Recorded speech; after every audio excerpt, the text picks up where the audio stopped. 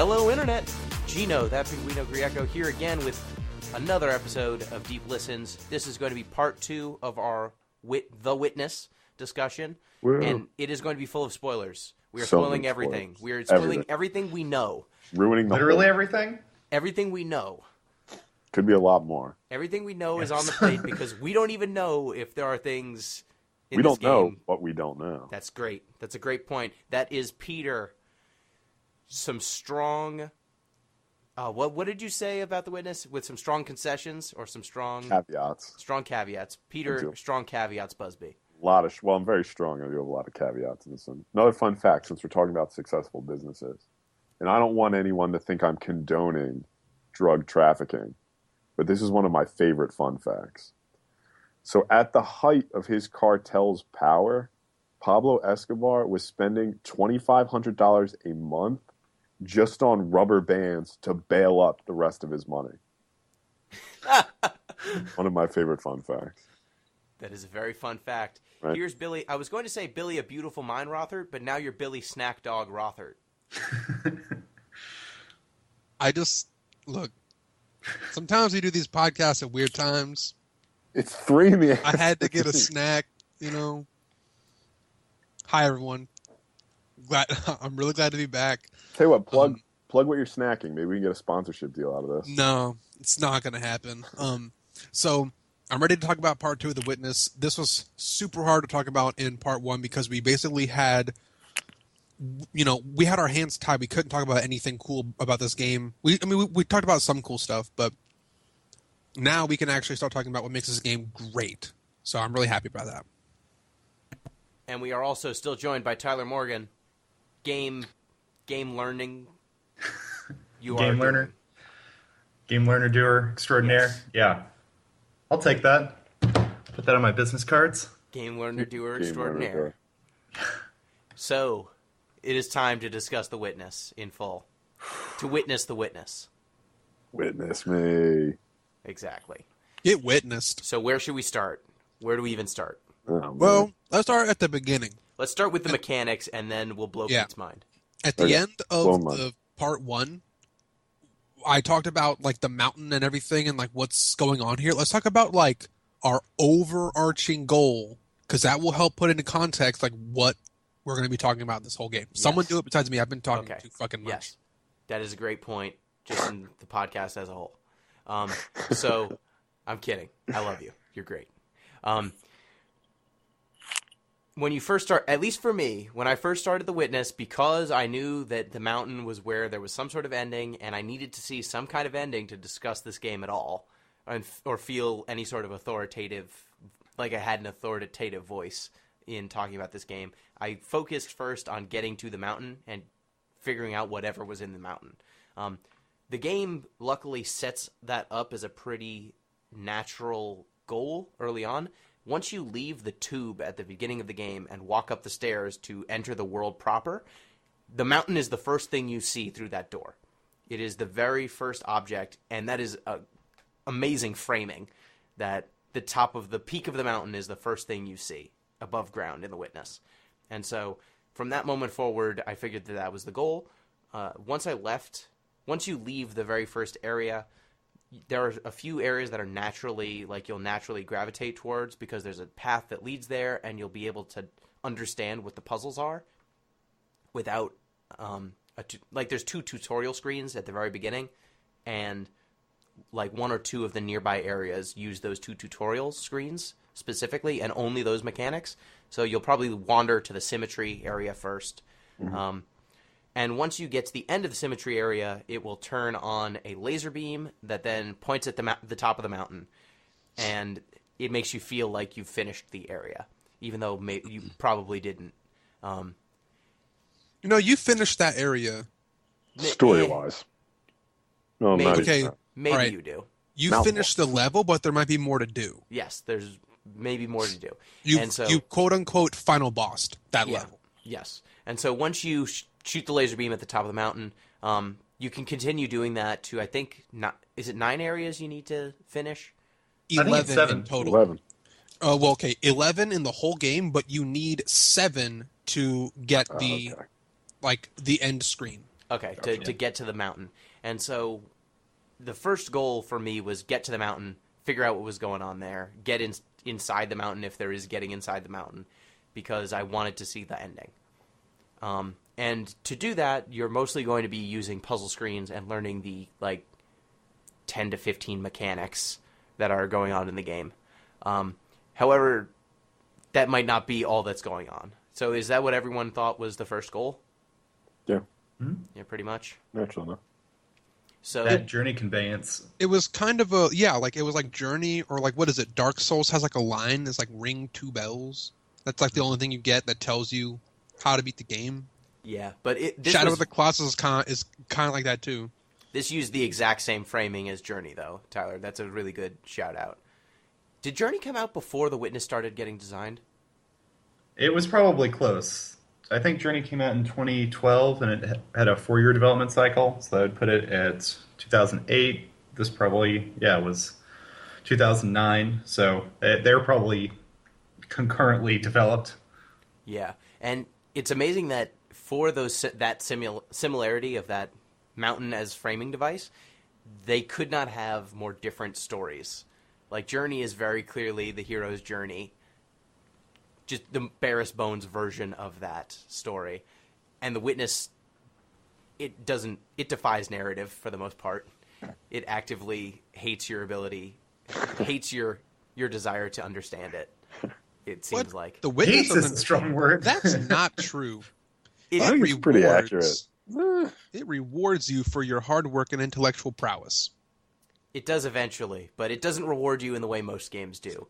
So did you guys ever have a part of the game that okay, Pete might not be the one to ask, but were you ever like, oh man, I hate the fact that I finished that level now? Yes, I thought that with the apples, the pink forest with the apple trees. You didn't like that level? You said it was like one of your favorite levels. You said No, you asked. You were upset that you finished it. that I finished it, and I said Okay. I wanted more. I wanted Then- more of that. How about like, I finished that level, it was a bad level. Oh, I didn't like doing it. The complete opposite of the question you asked. Well, depending on how you received the question, it could have gone both ways, I think. okay. No, So really. if it was the complete opposite question, then I guess the one that I never wanted to see ever again after finishing it was probably I didn't mind the tetrominoes. I like the tetrominoes. I didn't mind them in the abstract, but then the exact specific types of puzzles that were used in the marsh with the tetrominoes, those hurt my head, and I think I disliked the color section, just because I sometimes The have greenhouse? yeah the greenhouse. filters. Yeah. I have trouble The with color colors filters, yeah. Okay, sometimes, and fair point. I like my girlfriend yells at me all the time, like, I can't believe you can't tell these shades apart. Describe this shade. What is it? And then I'll be like, I don't, and that was the only section that made me go, are my eyes the problem? Yeah, It wasn't. It ended up not being the problem, but the fact that I had to question it was upsetting. So Those I were had actually my favorite two levels. I like I- the marsh. Yeah. the marsh and the greenhouse were real cool. Yeah. The hexagons I hated with a fiery passion. Fuck those desert ruins. I could not imagine how that could in any way be a pleasurable experience to anyone. Just Now, walking what- around the edges of the stage until you happen to see the exact area where the refraction came across. That was So the whole point was you had to look at the panel where the sunlight would cause a glare, and the glare would tell you by like a scratch or like a smudge on the screen Yeah, what the solution was. And you had to do this after going underground underneath of that level. And I didn't mind the reflection stuff. That was fine. What I didn't like was the further you went underground, the more you had to wait, right? No other part of this game made you have to like wait in order to do the next puzzle. Like you would like get it, and the only thing that stopped you from getting to the next step was either your own intellect or you walking there. But here you had to like raise and lower water levels, and it just took a long time if you didn't get it immediately how to do it. So you had to just like change water levels over and over again, and there was a lot of waiting. And that was the only negative, I think, in that level. the sound puzzles also kind of had that problem where if you couldn't True. parse out the two sounds that were playing at the same time correctly, you just had to wait the like 7 seconds to try it again and again and again. I hate That I might hate have You're right. phones. I hate cranes. I hate taxis. I hate flutes. I hate But all then those again, things. if it is the sound level, I'm going to still stand by what I said was there's nothing that isn't making you wait that isn't your intellect or you moving like location to location to the next puzzle. But in this level, they make you wait. Maybe for the elevator in the greenhouse, but like still, that's kind of objective based. Yeah. This is the only time we have to like wait for states to occur, and it takes like 8 or 10 seconds for you to just like raise a water level to the right spot. Some of the ones in the mountain where it's auto-scrolling. Mountain or doesn't it's really moving. count. Like Yeah. The mountain was the game deliberately fucking with you. yeah, the mountain was supposed to be working against you. No other part of the game was supposed to be working against you. Yeah. There's supposed to be an intuitive way to solve every level. Fuck the mountain. Actually, yeah, fuck the mountain. That's the part. That's the level that once I was done with it, I was like, thank God I never have to do that again. Final boss. This one's trying to make me have an epileptic seizure or something with the flashing spinning lights really and fast. spinning. Yeah. Yeah, there's a lot of disability signs that probably should have been put on the front of the game somewhere. The seizure thing's one. Deaf people would just have an awful time and not understand why. Like, If you're colorblind, there's entire sections of that game Yeah. that you can't do. Just aren't for you. or you might be really good at because you just would see it like through the filter automatically. You just see it perfectly. Uh, Ugh. Yeah. Pete, what about you? It Favorite, was least that- favorite? Yeah, fucking Desert Ruins. That one was miserable. I don't understand. Like Billy's talking about, I don't understand the skill of finding the one spot on the map you have to look at the screen. Like after you realize that's the mechanic, it's just guess and check from there. It was necessary. But didn't you say that you enjoyed the pagoda? Like the... I Isn't enjoyed the aesthetics of the pagoda. I wasn't crazy about the puzzles of the pagoda. All right, Okay. so my defense is that you have access to the desert temple really early. Like you see that as soon as you leave the first level. It's basically level 2. Yeah. And that's the introduction to not only do the puzzles matter, but like where you stand in relation to the puzzles matter too. They had to introduce that because it mattered in other levels. Yeah, my response is, as a mechanic, it's shitty. All right. Okay. well, I enjoyed the way the pagoda implemented that mechanic, right? Because the way that it teaches you that is it has the single tree that's on top of that little puzzle. So you get that there's something in the environment affects the puzzle, right? Got it.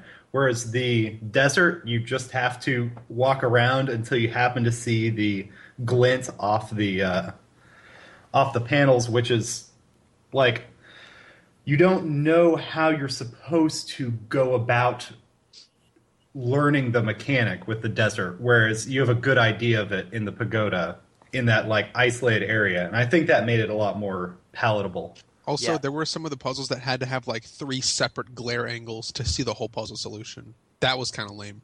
Yeah, I actually saw... So I skipped the desert until I finished the game, and then I went back to it. Because the first time I went there, I stood up... I looked at it, I'm like, I don't know what this wheel is. Then I climbed up to the top of the ruins and looked out, towards the front, and I saw things that looked like phases of the moon. Like, a full circle, then a waning moon, waxing crescent. And I thought that it was going to be a puzzle about the phases of the moon. Like, specifically, like, each of those wheels would somehow correspond to one of the phases of the moon. And I thought that it was going to be some outside of the game knowledge that was happening, not light hitting the surface. And so I was just like, I don't want to think about this right now. If this is what's actually going to be happening right here, I don't even want to mess with it. And so I went someplace else. Same thing happened when I got to the pagoda the first time. I didn't understand that it was a perspective thing until I think I ran into another section where there was a perspective puzzle that for some reason clicked with me, and then I went back. But yeah, that desert section seemed crappy. Pete, what was your favorite area though? Probably the marsh. I like the Tetrominoes. That was probably my favorite puzzle mechanic, and the marsh used it the most. So, Tetrominoes, like the shapes you have to inscribe. yeah, exactly. Yeah. Tyler? Yeah, I really liked the Tetrominoes too. I liked the tree fort level as well, not for the actual mechanic, but the meta puzzle of assembling the tree fort pieces. That was pretty great. Although the marsh is a similar section that was also pretty awesome. But I think the moment that I realized when they were using the negative tetrominoes that you had to section them off in order to neutralize another piece so you could draw it as large as you wanted, that was probably my best epiphany. If I had to rank all the epiphanies that the Witness gave me, that was like the biggest, endorphin-filled epiphany that I had. Yeah, that section in the tree fort, so once you're actually trying to get to the laser beam in the tree fort level, it's a timer that you need to basically turn on and then run over to the laser beam before a door shuts. And the first time I did it, I'm like, okay, I'm running the long way, basically. I'm trying to take these paths that already exist. And I was like 2 to 3 seconds short every time. And I'm like, oh, if I just run a little bit faster, maybe if I don't turn my head and I just memorize the moves I need to do. And then I realized, oh, there's a path over there that if I turn it and solve the puzzle in a slightly different way, it will rearrange the paths between these little tree forts. And all of a sudden, it's going to be a shortcut, and I'll get there in like 2 seconds. And that epiphany that, oh, I don't need to execute. Because it felt like this game's not about execution and like dexterity of running and maneuvering in 3D space. That's not really what speed and reaction times. That's not what this game's about. What the heck's going on? And once I had that epiphany, it was, oh, wow. All of a sudden, this thing that I thought was just a path to the exit is actually a path to the laser beam, to the thing. To wherever, really. Yeah, exactly. To the solution. Mm-hmm. Mm. Yeah, it seemed like the game had 3 types of puzzles overall. You had like the basic puzzles where it's, all right, this is the mechanic, do the puzzles. There's like 8 of them in a row, good job. Then you had the meta puzzles where the puzzle affected some aspect of the environment, right? Where you had to solve the puzzle in a certain way to trigger a different outcome that you could use to manipulate in the environment. And then there were the puzzles that were affected by the environment, like the symmetric mechanic looking beyond the puzzle or the shadows that were cast over the thing. And the latter 2 were definitely where the Witness shined and where it distinguishes itself the most, right? We don't see puzzles like that from many other games. Like, they'll touch on them occasionally, but puzzle elements that factor into larger puzzle elements outside of what you would normally conceive of as the puzzle is a pretty cool concept that it seemed like they built a lot of the game around. Yes. It's pretty much puzzles all the way down. Yes, and that is where... So, speaking of seeing puzzles outside of what you would normally think of as a puzzle, Pete, you do not know what the black obelisks are, right? I don't. I know they hum, and they have little glyphs on them, but that's about all I got. Okay. Did you get to the top of the mountain? You went to the top of the mountain. Yeah. You remember that little panel that it's kind of looking out over the horizon, and it's just like a circle with a little squiggly, and that's it? And if you turn it on, it doesn't do anything? Yeah, I think so.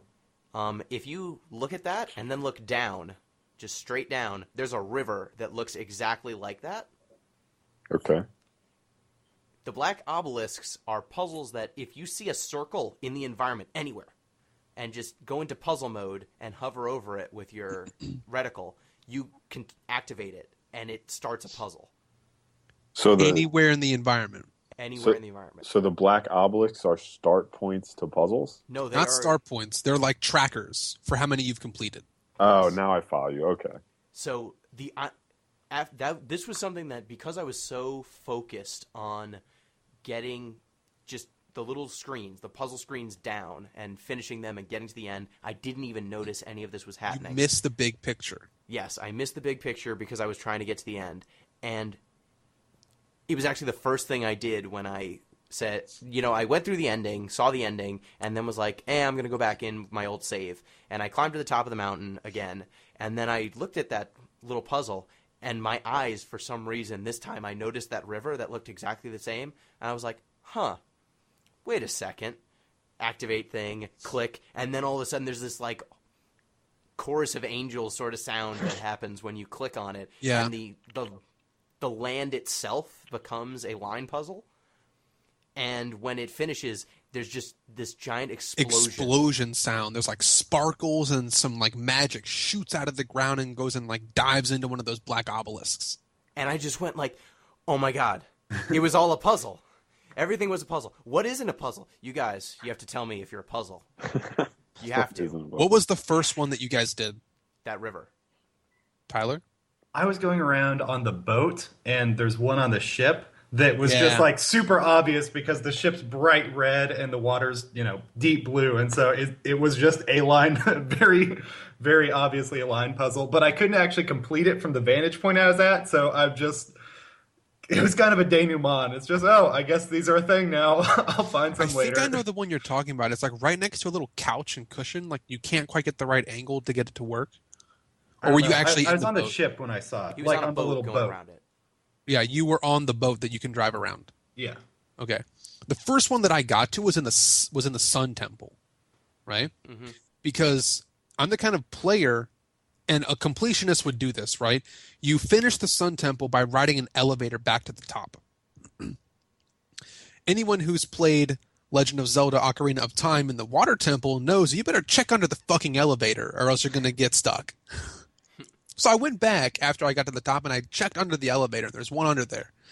And the experience for me was like, it's very dark in this elevator. It's kind of like it's very dim. And then I look up and I just started clicking. All of a sudden it like bursts into flames because that one was like particularly like red, like fiery. So I'm like, holy shit, what the fuck just happened? And I did it again and found out that was a line puzzle. That was my first one. So I got the line puzzles very early. I stopped looking for them when I needed to start completing the game, but I had access to line puzzles in my mind like after the first like hour or two. That's so much. I finished the game without realizing that was even there, and when that happened, I was like, oh my God, this game is so much more than I thought. I thought it was just going to be line puzzles, and it is just line puzzles, but the line puzzles are everywhere. So, Pete, does that change your opinion or your perspective in any way? No, I mean, I got the line puzzle. I didn't get it to the end, but I got it on the mountain. Like the little tendrils that go to the top. Mm-hmm. I looked up at the top, somehow just hit it, traced it down. So, no, I mean, I didn't know what the obelisks had a relationship to those, but I knew there were environmental puzzles. Okay. It's a great layer to the game, and I still hate it. Okay, that's fair. Yeah. Because I thought that moment, once I had that moment, all of a sudden the audio logs started making more sense. Yeah. Because you get a lot of audio logs that talk about the nature of religion, the nature of divinity. They talk about nature a lot. Yeah, cultivating a general air of Zen, wonder. Lots of Buddha discussion about oneness with the universe and your environment. And I believe it was one of the puzzles or one of the audio logs that mentions God being around you at all times and yet unknowable and unseeable. The word you Is want it the one that talks imminent. about? Say that again, Pete. The word you want is imminent. It's an imminent God. Yes. Is it the one that talks about it being constrained or defined but can't be defined? Is that the quote that you're thinking of? Yeah, that was one of them. There's a one couple by like that. Nicholas of Cusa, I believe. Yeah, I heard that one. That was it. Basically boiled down to God is invisible and visible. God's in everything, yet nowhere. And when all of a sudden this puzzle structure that I knew was a guiding light of these panels, these very technological panels, suddenly became the guiding structure of the island, and all of a sudden there was kind of this almost divine logic to everything, that it just unlocked something in my head. Like all of a sudden these things that I thought, like for a while, I found it a little bit crass that it was conflating knowledge of line puzzles with knowledge, big K, knowledge. And then all of a sudden that analogy or that metaphor stopped being ridiculous as soon as anything could have been a puzzle or could have been part of it. Because when it was just on the screens, it seemed like it was almost a mockery of what knowledge could be. And so I almost felt like, really, you're making this the thing where if knowledge is its own reward, really it's line puzzles? But Well, really, yep. Go ahead. that'd be the purest expression of it, wouldn't it? Like if you want to make the point that knowledge is its own reward, then it should be knowledge of something completely like stupid, something completely inane. So yeah, line puzzles. Totally. So what did you guys get out of the audio logs?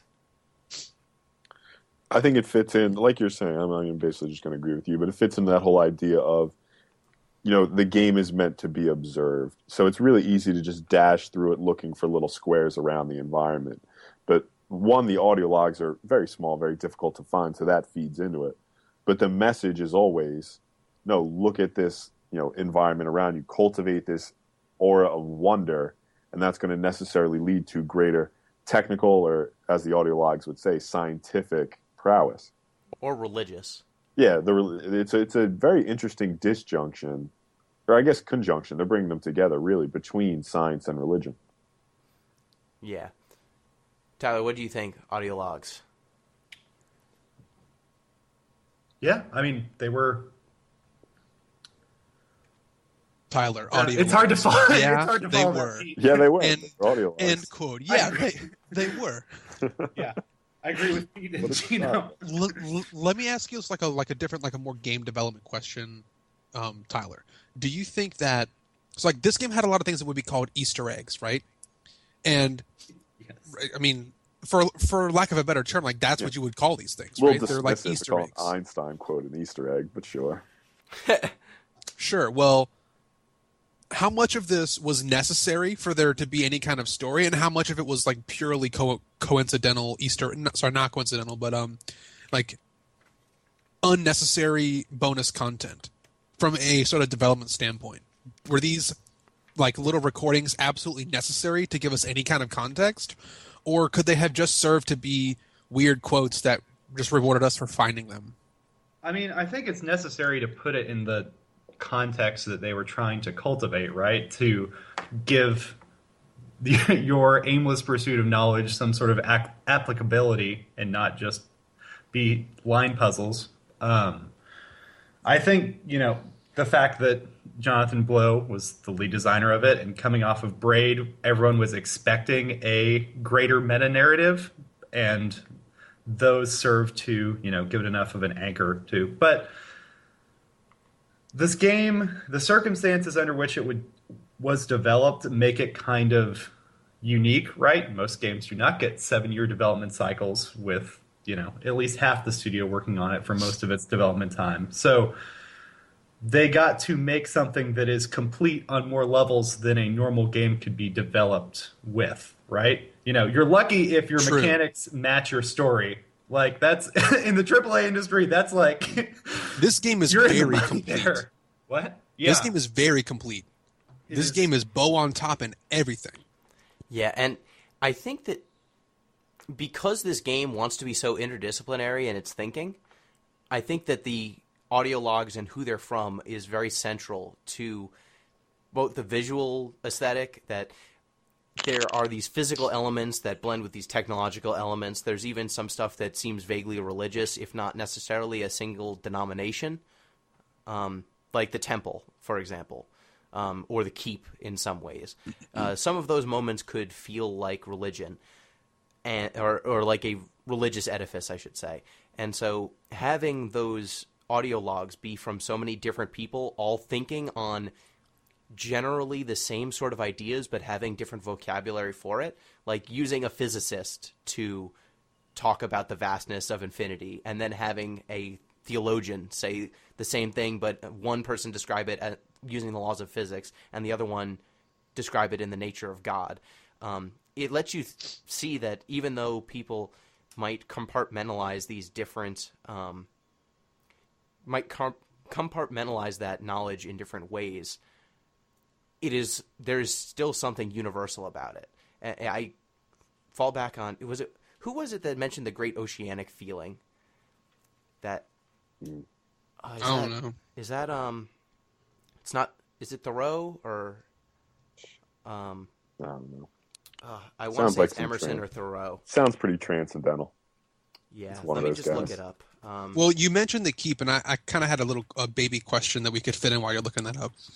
I solved the keep like my third or fourth one, and I activated that laser, but I didn't finish the hedge part of the puzzle. Like I finished the pressure plate part, but not the hedge part, I think. And the laser's still activated. So was only one part of that puzzle, like was only one part of that level necessary? I No, don't know what the hedge part does. yeah, if you do both of them, you get a double power laser. It Really? just counts as 2 lasers. Wait, really? Is that true? I believe so. I think that was the last one that I solved to open up the thing. And so I just did one and then the other, and then it was You open. get a So double laser? Double It- laser. I mean, I solved them both, but it holy looks shit. different. It turns like yellow. Oh, I only did one. Even though I knew how to solve both of them, I only solved one because it was the last one I needed. Huh. And Oceanic Feeling is Romain Roland and popularized by Sigmund Freud. Ooh, Freud. So the Oceanic Feeling, if you don't know what I'm talking about, is that feeling of limitlessness, that feeling that everything is connected in some way that people can experience. And it was that moment. There was that moment when I realized that the environment was a puzzle, and then there were a few moments like one Billy mentioned in the first half of the podcast where when you're in the tree fort and there's that burned house, and on top of it, it just looks like there's like a tree and some shapes. But then if you look at it from the right angle, all of a sudden it looks like a person Like trying to rubbing light their a fire stick with fire together. with a Like a stick. one of those spinny scout, like Boy Scout spinning a stick in the ground sort of thing. And all of a sudden I'm like, oh wow, there's a human form in there. Is that a person? Like, did I not notice it before? And I went back around to the other side and I'm like, oh crap, that's a tree if you look at it from any other angle. And then one time in the orange trees, I was trying to find a rock to see the puzzle to light the laser in that area is difficult. It was difficult for me. I still haven't solved it, but I felt like maybe if I had a different vantage point, I would be able to get the right perspective. And so I found a rock, and I'm going to climb up it. And I look down, and there's a silhouette of a woman, like, with a shawl over her. Yeah. I'm like, holy crap, was there a statue up above me? And I turn, and there's, like, 3 branches and, like, a piece of cloth in the tree. And it formed a perfect, like, 5 fingers, like, everything. Perfect woman. And I'm like, what? How the heck? Perspective. Perspective matters, bro. Perspective matters a lot. But the composition is just crazy in this game. Yeah, so I kind of want to do like a slight topic shift, and you mentioned the Did keep you and have one Well, thing? sorry. Mine was a slight topic shift as well, but it goes on religion. Tell you what, mine might be quick. Can I Yeah, start? go for it. Because I'm really pumped about mine. So I'd like to present a reading of the game. Okay.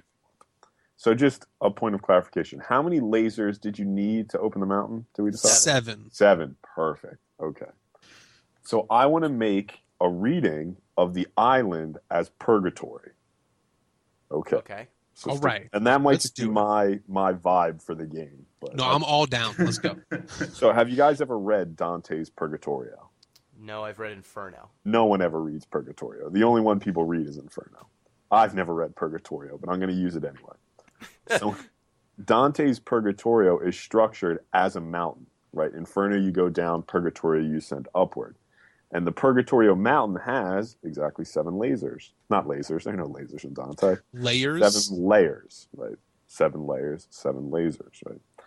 But what clinches it for me is that when you get to, we're going to get to the ending. When you get to the ending of the game, right? Let's say the base ending, the original ending. The only thing it does is it brings you back to start. So then you have to go through, solve all the puzzles, climb the mountain again, right? So what you are is you're basically trapped into a purgatory state, right? Until you sort of reach that higher knowledge of the environment that Gino's discussing. So I think largely this game could be read as a metaphor for, or I shouldn't say metaphor, more of an allegory. Yeah, it's definitely long-winded. An allegory for purgatory. I could certainly see that. The only narrative that I saw or through line in the environment, because the environment is pretty much all you have, at least as far as I've seen. Maybe if you get all the obelisk stuff, they open up and people come out and tell you what's going on. You're Derek. You've been trapped here for years. All right, so now we're into the topic that I wanted to discuss. Oh, I was gonna go back at Pete. So what I noticed was a lot of Holy Grail imagery, in the temple, and also there's a few moments where you can find kind of people reaching for cups. Yeah. There's one, if you're kind of going towards the village, there's a little outcropping that leads to a destroyed house, and inside you'll find a statue of a person kind of reaching up at a cup that's I on saw a high what you shelf. saw here. And that cup, if you look at it from the right perspective, lines up perfectly with the top of the mountain. And then in the Hang on, that same image there, if you look at it from another angle, the shadow of the person is reaching the cup. Oh, I didn't see that. That's cool. But then there's another in the temple. If you open up one of the side window panes that is not, essential for the puzzle, but it actually reveals a few of those environmental puzzles. Yeah. There's a picture of a person reaching out, and then the middle section's kind of destroyed, and then the right section is a giant cup, a giant grail. So I thought that there was some sort of Holy Grail metaphor going on, and I assumed that knowledge was the thing that was supposed to represent, or some kind of understanding. Yeah. So There you go. Yeah, I'm dying to jump in. Yeah. So we hit like a couple of things that are going to lead into this ultimate question, and first of which is we talked about the keep, and I want to go back there. We talked about Pete saying how the game repeats after you get one of the endings, so let's just hit that, right? This game has two endings. One of them is if you get all... There may be at more. least. There may be more. We don't know. This game has at least two endings. One of them is if you do the 7 lasers, you go to the top of the mountain, you beat the mountain. The actual ending of the game is just, congratulations, you beat the mountain. Here's a Willy Wonka and the Chocolate Factory tour in a flying machine. And then it literally drags you back to the start of the game, closes the door behind you, and you begin again. It's a perfect cycle back to the beginning of the game, and that's it. There's no actual resolution. It just repeats. Well, it also actually exit the program in the same way that opening it up for the first time. Yeah, it closes the game. Yeah. It also says, a star at dawn, a bubble in a stream, a flash of lightning in a summer cloud, a flickering lamp, a phantom, and a dream. That means nothing to me. Does that mean something to you? It's all about ephemerality. Yeah. It's all about... right. Whatever. Here's what I wanted to get to more, which was, and this sort of like stood out most to me in the keep level because there's the most people there.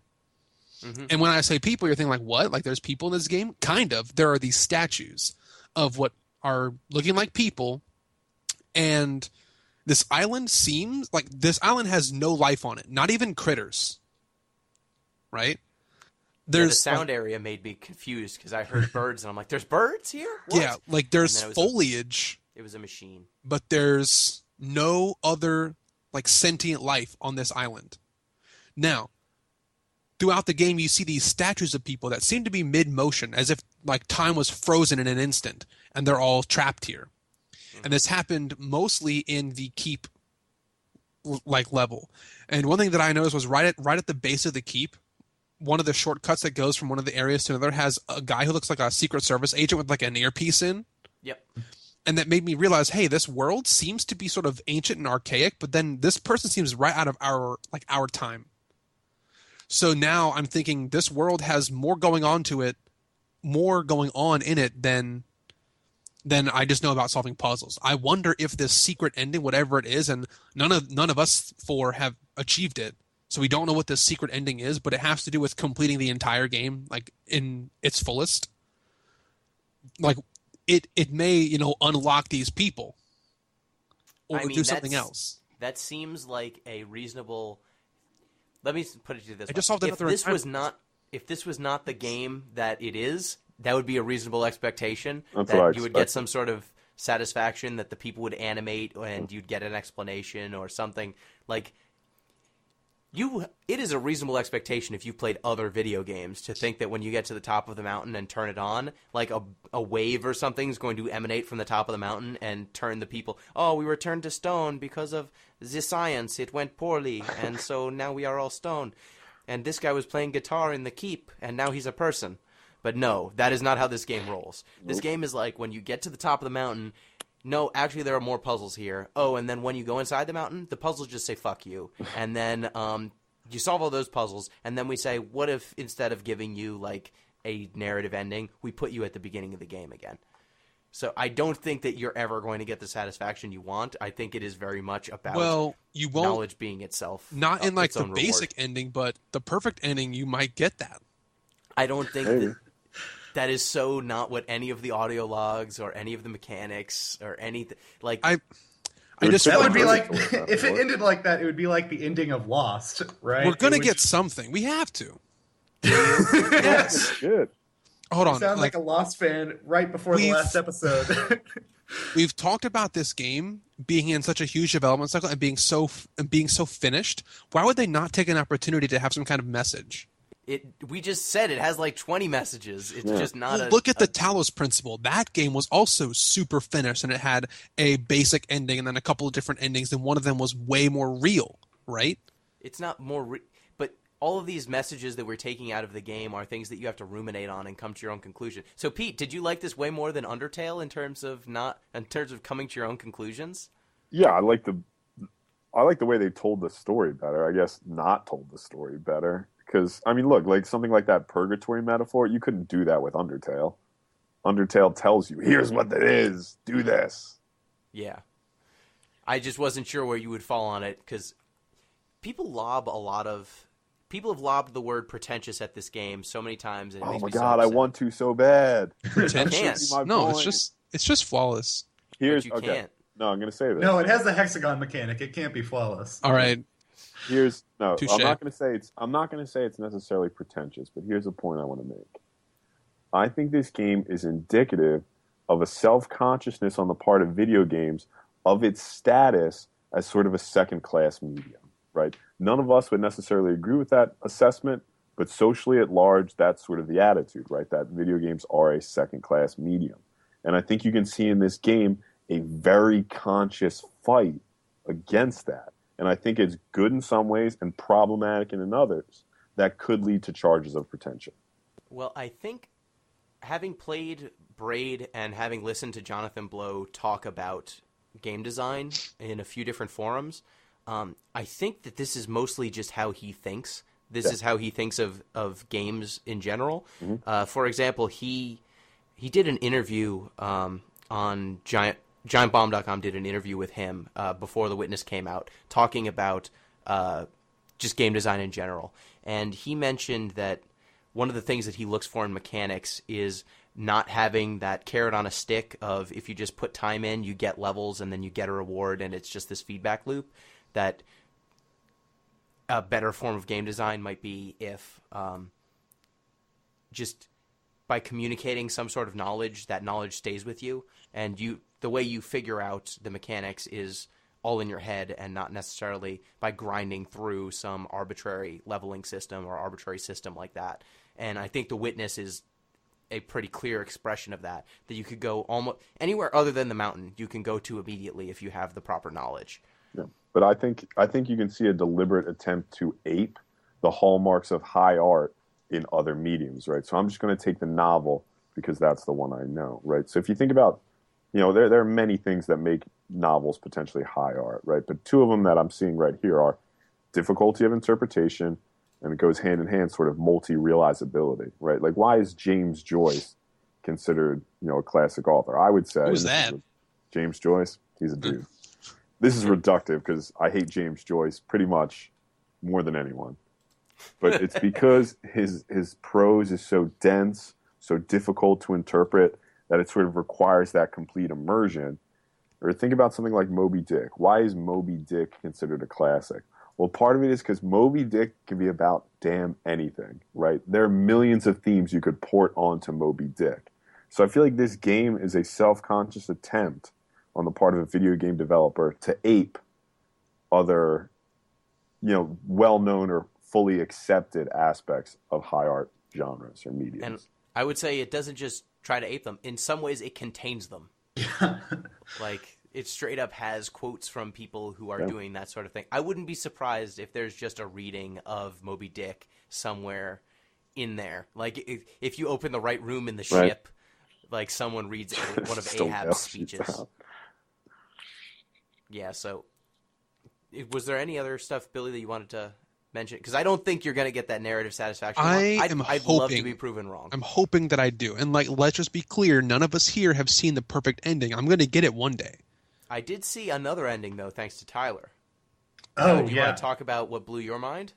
God. So when you restart the game with your additional knowledge after having completed it, once you know that there are environmental puzzles that you can do by filling in the dots, in the first area of the game, you can come into it and connect the sun to the gate that you open at the very beginning, which opens up a whole giant other area with no puzzles and kind of the equivalent of credits through voice logs.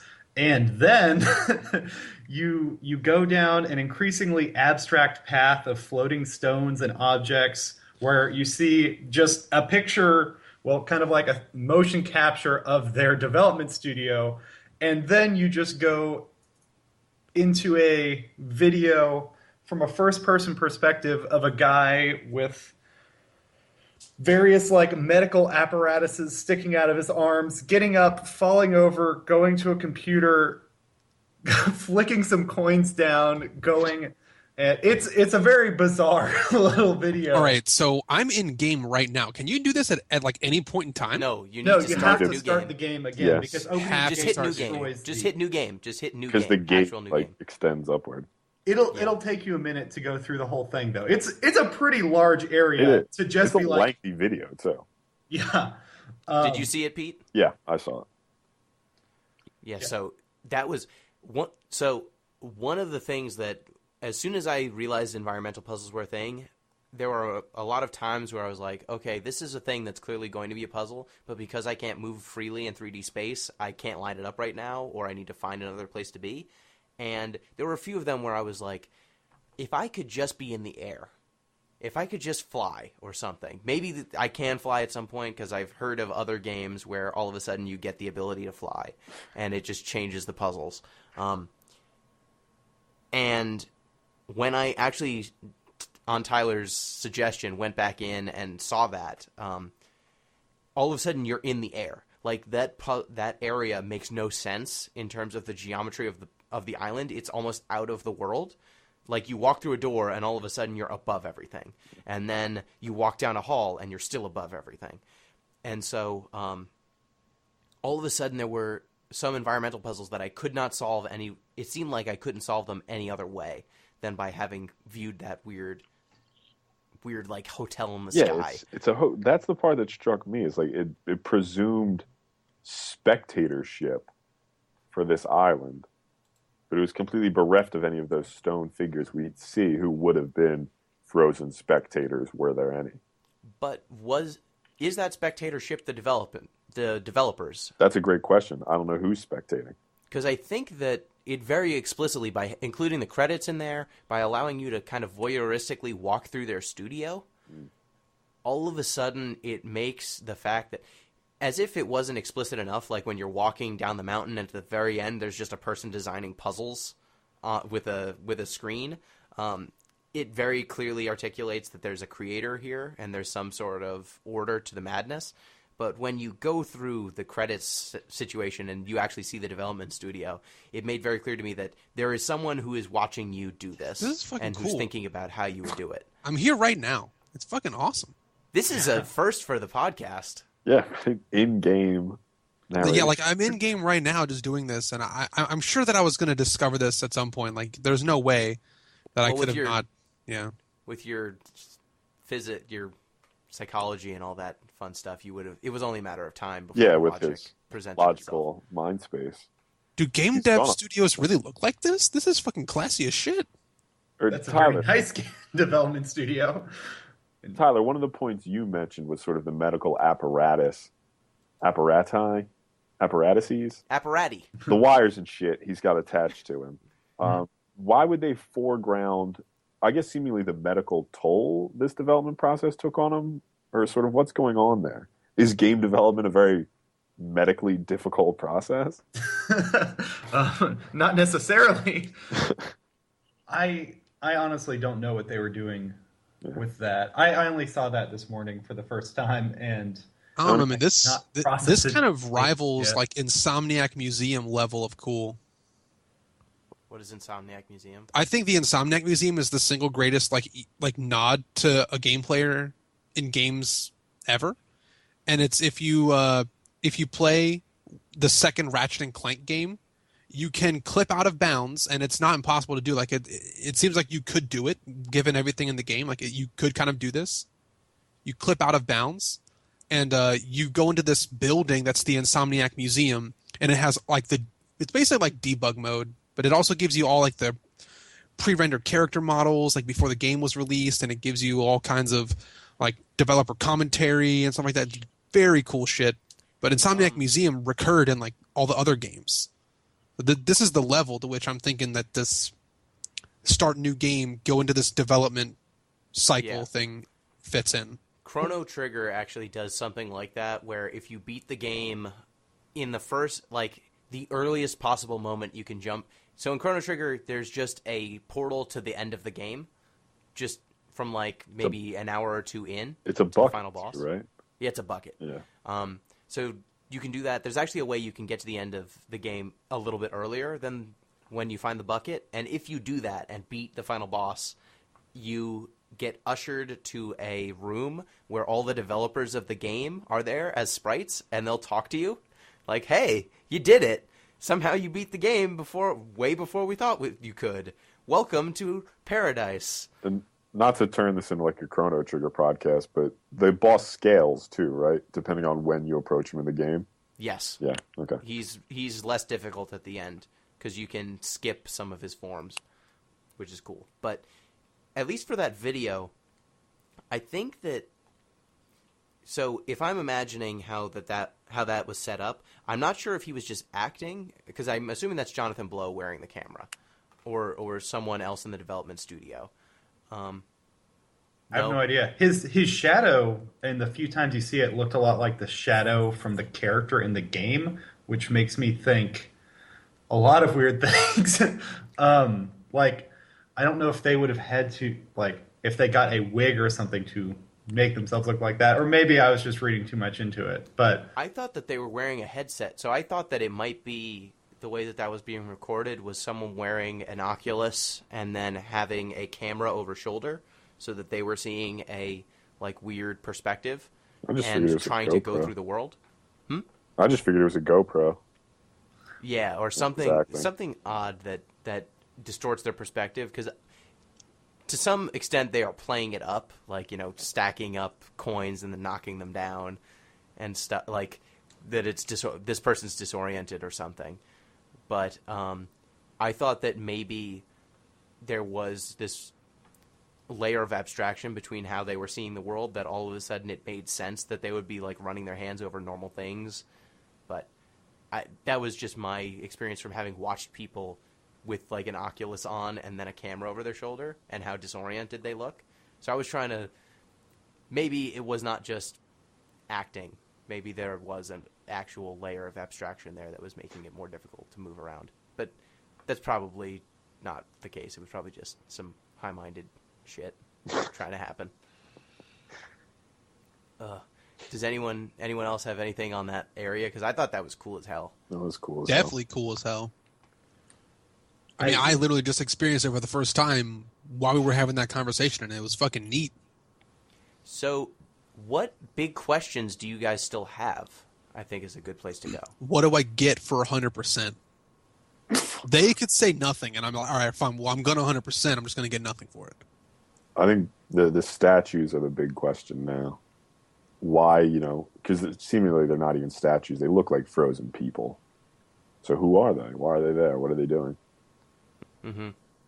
Tyler? Why is the guy in the town's nose so weird? The guy with the hat who's Yeah. like arms in the air? His nose is kind of funny. It can't be natural. I want to know if they're going to do some kind of, like, if they have any interaction with the people.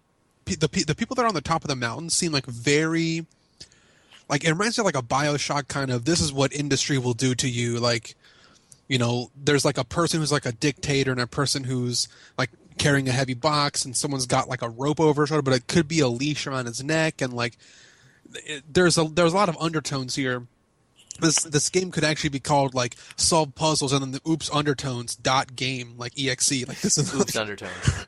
this is how deep it could get, and that's fine because it's a deep listen. So That's a good point. we're That's a all great point. Good we're all plug. ready to get deep. But I want to see if there's any kind of I guess I am looking for some kind of message, and if there is one, then I hope it's about that. I hope it's some kind of like doesn't have to be profound. It could just be here's something new that happens in the game, and it will make you think about something differently. So you want an explicit narrative, whereas all it's giving you is implicit narratives and just kind of food for thought. Yeah, like the ending of Talos Principle was what I want. There was some kind of like resolution. It was crisp, succinct resolution. I think this game, that is so what this game is actively against. If that's I the don't see that case, happening, but- sure, fine. But at least give me something really cool for completing the challenge. Which Yeah, we like didn't even talk Tyler. about. Tyler, when I was in hell, because I think I was trying to solve that elevator puzzle and my eyes were not, the colors were just not happening for me. Mm-hmm. And so I was like, and I know once I get to the end of this damn game, I'm going to go down the mountain and I bet that the last door opens and it's just the back of the tunnel. And you're just back in the bottom of the game and there's nothing. And I was close. Yeah. There was an elevator that puts you back in the tunnel. Not just And I any was sure elevator. the tunnel was going to be a line puzzle, and it was. Oh yeah, the tunnel was a line puzzle. It's purgatory, Everything's man. I figured that out as soon as like that was like the third line puzzle that I did. I was like, I bet you if I go back to the start of the game, there's one right there, and it was. Yeah. Was. I would be I think- surprised if you like opened it up in their editor and looked at it from a top-down view if the entire thing just wasn't a line puzzle. Woo! Man. Look at the source code, all right. also a line puzzle. There's one dark cloud in the sky. Can you interact with that? Yes, so I actually found the clouds are a line puzzle. Yeah. God damn it! In case you didn't notice, I found Oh, I found a point where I could line up the clouds and it was a perfect circle and thing, but that black cloud ruined the line, so I couldn't get there. I don't know. I How think to, there's a way you can get rid of it. I hope so. Maybe because laser it, probably. maybe you can put the laser through it. The laser. Maybe you can direct the. Hey, maybe you can 'Cause there's- direct the laser through it. There's a plate you have to turn for one of the lasers. It's in the town. It's the laser that you get for completing the Desert Ruins, right? desert ruin. It doesn't shine in the right way, so you have to like refract it off of a mirror, and that mirror is located in the town level. Oh, that's what that thing is for. Okay. I haven't. Yeah, you didn't beat finished the desert town level, yet. so you don't I know didn't that. beat the desert either. But the things that are still lingering for me, I want to find all of the environmental puzzles because they're cool. Have you guys been to the bottom of the windmill? Yeah. With I the, didn't like, get all the way. with that diagram. Is that where that is? I believe that's where you use the maps, though I haven't used them yet. Oh, y'all haven't used it? Oh my god. The That's when hexagon the game map? actually just becomes lost. When you put them in that little area, there's a little area that looks like a theater, like a little mini Yeah. theater, and it just plays random selected videos that are like longer form versions of the audio logs that you find. Like there's one from Richard Feynman who just talking about the universe and the different states of knowledge that we have. There's another one from some BBC broadcaster that I don't even remember what its theme was exactly. But yeah, they're just videos ported in there, just projected on the Those thing. are the puzzles that you get. Like, there's one in the ship where you just like solve one door. It opens like a little treasure chest, and then you see like a little hexagon map. Yeah. Yeah. That's what you're talking about. Yeah, I found like Yeah, 4 or 5 of those, and I didn't know what they were for. I think I found 3, but I found that that's where you use them in the bottom of the windmill, and I haven't explored that whole area yet. I still need to finish more of the village. Like I've gotten through some of it now that Me I too. know all the puzzle types, but I want to know what's in there because I know there's a door part at the of the bottom village, of the village. you can't get to because it's part of the perfect ending. Okay, Like great. I think the perfect ending spits you out somewhere in the town. Like you open a door and it like that's the exit out of the perfect ending place. I heard that there's a challenge room. I want to Yeah. find that. There is Yes. the way you get to that. I can describe that as like there's 11 lasers total. You activate them all, and then at the top of the mountain where that guy had that box where you like slid you completed the line puzzle and you opened it, there's like a little flap underneath that you can take the line puzzle a little bit further, and it activates the panel that the architect at the bottom of the mountain with the pieces all over the ground next to him. It turns on that panel, you activate it, and then like a wall opens up. And the wall opens up and you go do the challenge, like the quote unquote challenge, and a lot of it is time sensitive and RNG based. Of course it is. Time sensitive and RNG, because there'll be some panels on the wall that will, like, you have to like step on a switch and it opens up the panel, and if you fail, you open them up again, that's like a different puzzle now. Yep. They do that in the end of the regular game. There's 2 wall panels that do that. Well, that's a lot more of that in the challenge. Outstanding. There's a lot to this game that none of us here have experienced yet. And I think collectively, the 4 of us probably put in over 100 hours. Something like that. I mean, I still need to do the desert. I need to open the laser on the orange trees. I just started the quarry. Like, there are some areas that I need to finish Quarry Marsh, Town, and that might be it. Actually, yeah, that's it. Quarry Marsh and Town are the ones that I have to finish. Yeah, I have to do the desert, the town, the quarry, and I need to turn on the second. Oh, I just need to turn on the laser in the orange tree place, and then I need to turn on, I guess, the double power laser of the maps, the mazes. Yeah. The hedge mazes and the pressure plates and the keep. Yeah. Anyone else? Oh man, I'm done. Yeah, I got 1 pagoda, 1 the shadow forest, and the town. Shadow Forest is the same as the orange trees, I think. Yeah. Pete? Desert Ruins, because fuck the Desert Ruins. The bird one, too. That was Bamboo Forest, right? Bamboo Forest, yeah. Yeah, I didn't finish the bird one either. And I think maybe Quarry. There's one more I'm forgetting. The town? You probably didn't finish the town if you had. Yeah, I think it was town. So, Pete, you said you really disliked this game. Yeah. What was it that made you dislike it so? He mentioned a couple things. It being pretentious. It being. I mean, he could probably say why he felt that way. Yeah, but so yeah, one part that did irk me was how sort of self-consciously it was trying to present itself as high art, right? And I get the impulse, but it bothered me. The other part was the introduction of the puzzle mechanics annoyed me a lot. Like the idea that you just have to stand somewhere in the desert ruins and like that's the perfect spot and then it's going to fit. I just got very frustrated by the whole thing. And maybe the problem is I don't think, logically and philosophically enough like Billy does. If I could be more like Billy, I think I'd game more. But yeah, I don't know. Maybe I don't have the sort of patience for this sort of difficulty level. But I was frustrated to the point where I could no longer enjoy the experience. I didn't mean to put words in Pete's mouth, but I guess I was going to restate some of the things that he said and then ask a follow-up question I thought was going to help Gino's case, which was would Pete answer the question that I was going to ask, so it's not relevant anymore. All right, cool. I guess, what do you think in terms of just difficulty, and barring, putting story and narrative and whole messages behind incredibly difficult content? Tyler, how do you feel about that kind of design aesthetic? Because most games will at least give you a critical path that will feel satisfying to, the average player. Mm-hmm.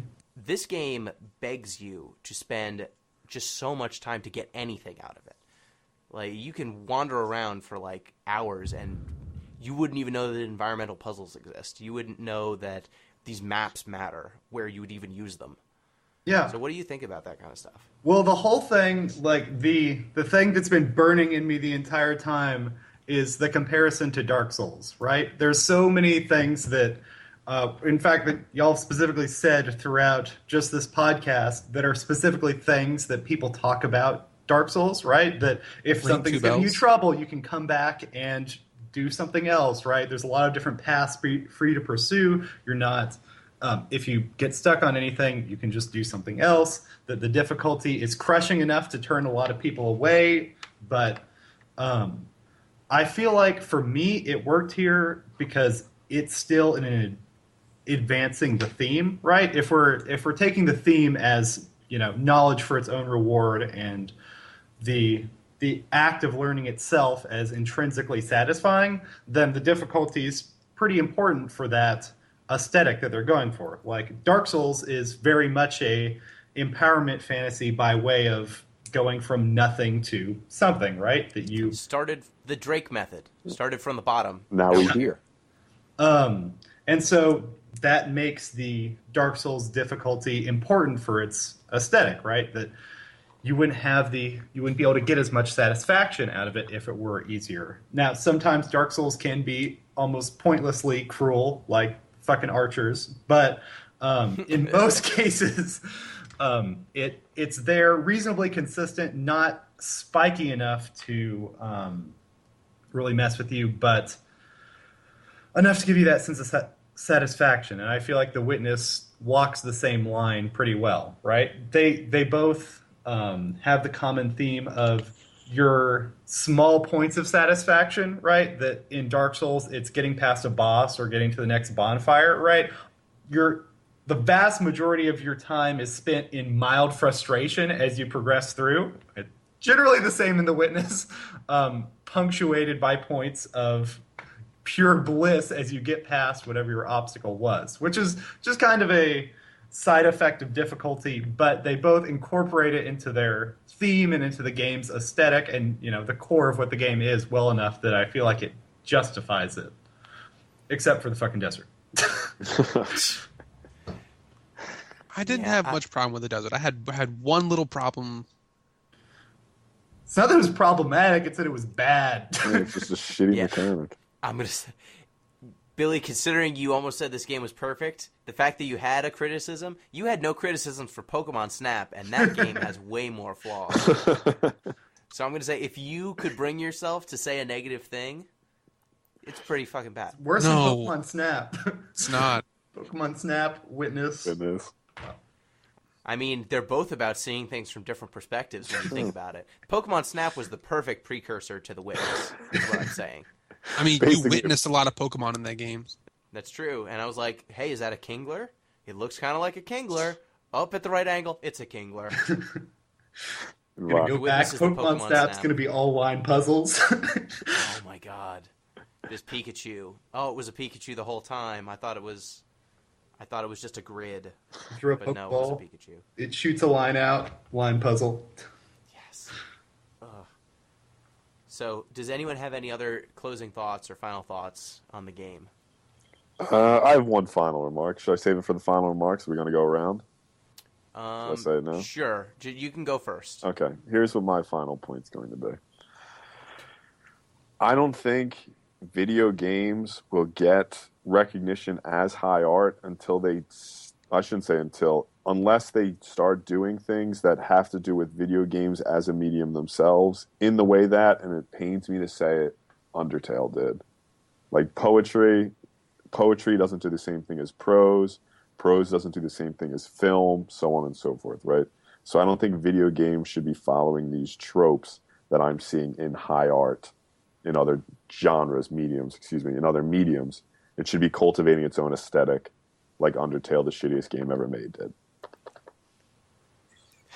So let me just unpack that for a bit. You just said that games will not be accepted as a medium until more games learn from stuff like Undertale and use the form. However, so this is what games should aspire to do. Yep. But no, instead a Metroidvania game it's not. Yep. I'm a complex man, Gino. I'm a man of layers. Clearly, you are the onion of humans. Go ahead, Billy. Yeah, so Volta Story was a really good game. It was a really good game. All right, so It's the second best game we played in 2015. Yep. Go ahead, Billy. So, as a completionist, as a person who likes to grind, likes to complete, likes to see things through to their ultimate end, I'm excited about this game. I hope that I'm rewarded for going back and completing this in its fullest later. Um, I like being rewarded for exploring things. I like being rewarded for looking at things from a different angle, and I am in this game. So this game was almost like tailored to suit my play style. I like being able to see a weird path through the trees, and then I found like a little statue of a puppy. Yeah, that puppy was amazing. I love You finding that know, puppy. and then there was also a line puzzle out there too. So fine. I like when games I like it when games, and specifically the developers, reward you for playing their game in a way that other people won't get. Like if you just do line puzzles and get to the mountain and beat it, even if you 100% the game, you're going to miss a lot of stuff if you don't just stop and look around. So that this game did that, and I like that. I want more games to do that. Tyler, closing thoughts. Yeah, well, now that you mention it, when I play puzzle games more than anything else, I feel like I'm having a conversation with the developers, right? Because pretty much all of the experiences you can have in a puzzle game or a game that centers so much on exploration, the developers put there very specifically, right? There's virtually no random elements. Everything's other than intentional. That hidden room. Yeah. Yeah. So the whole thing feels much more, I don't know, intimate than a lot of other games, right? They put everything there for you to observe. And that voice in The Witness was especially strong, and I enjoyed it a lot. This is going to be a really bad year to try to make top 10 lists because we've already had this and XCOM, and there's a new Dark Souls coming out this year, so that's just ruined. But well, we can throw that one right away. Just throw that one out. Man, is it Dark Souls 3? Is that what just dropped? Well, no, it's dropping in April. Okay, but yeah, no, I loved it.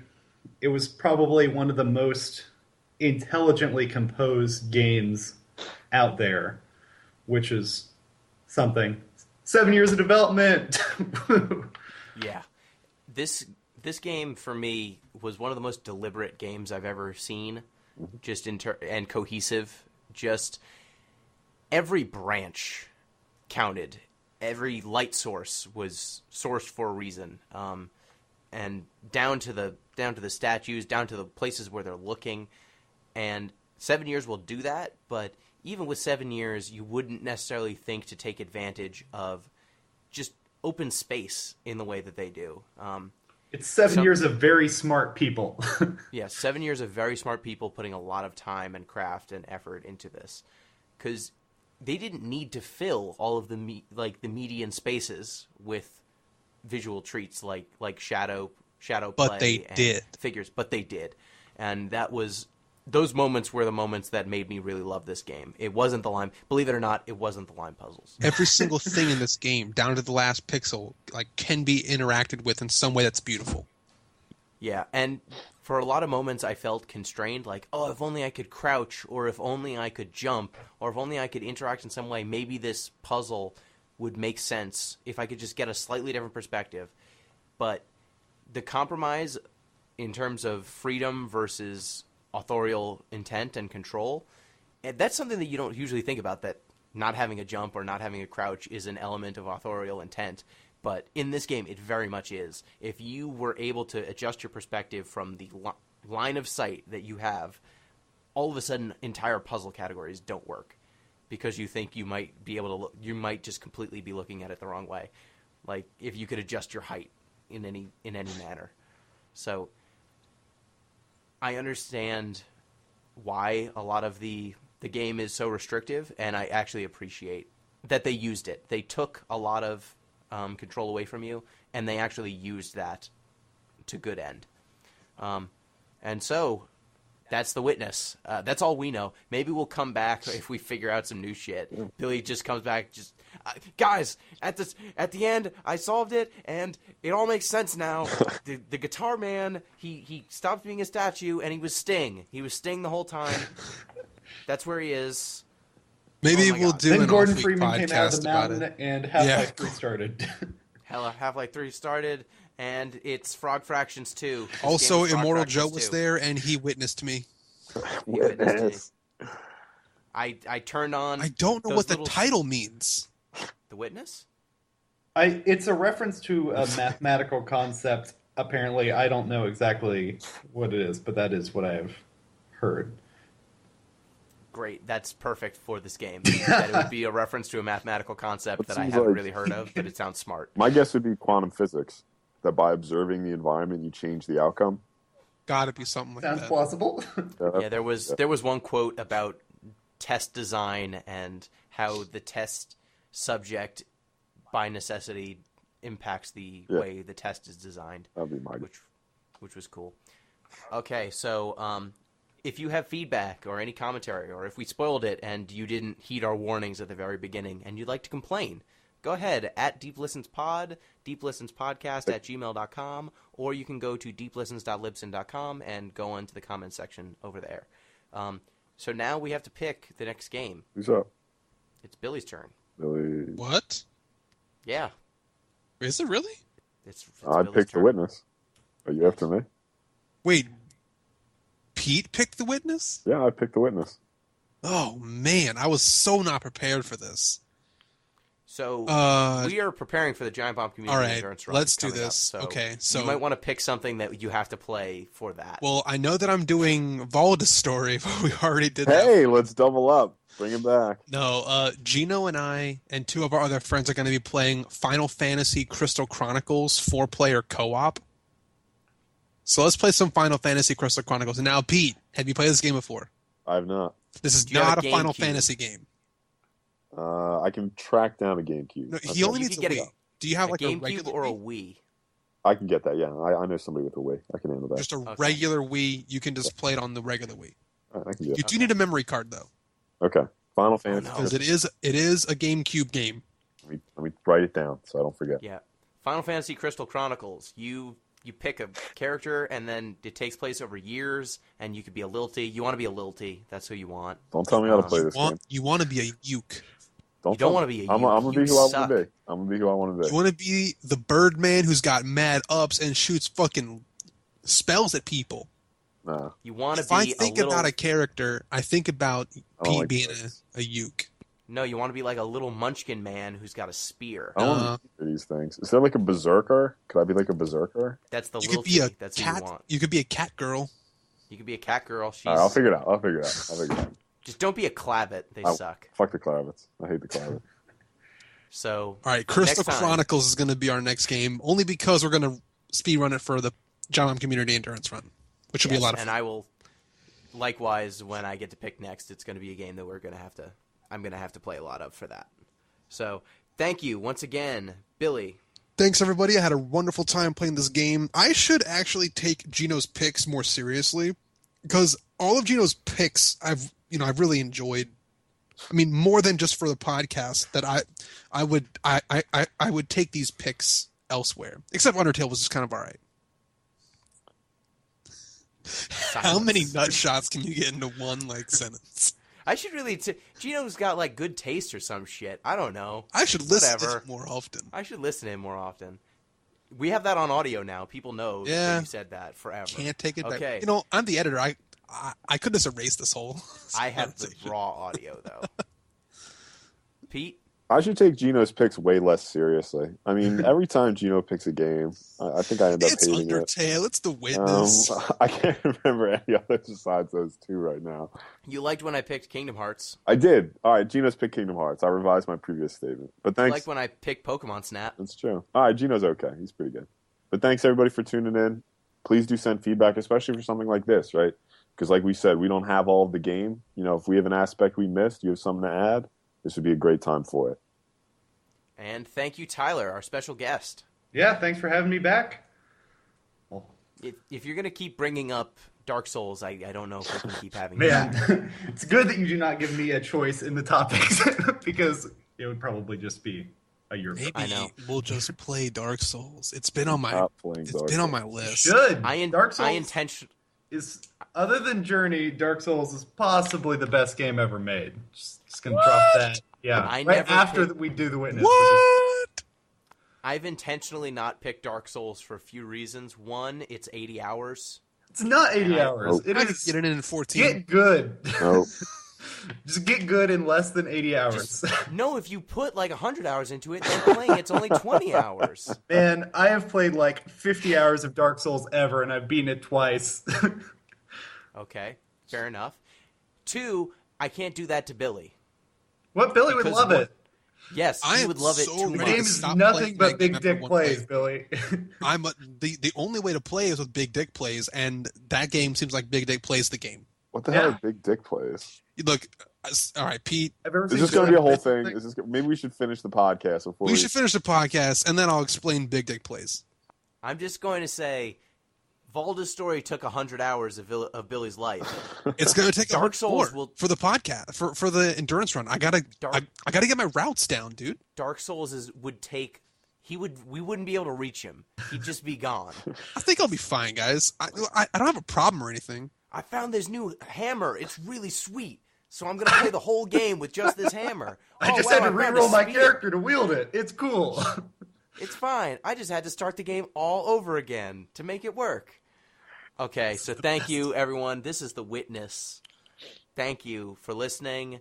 Till next time, when we play Final Fantasy Crystal Chronicles. We got a Final Fantasy game in, finally. Till next time. Peace!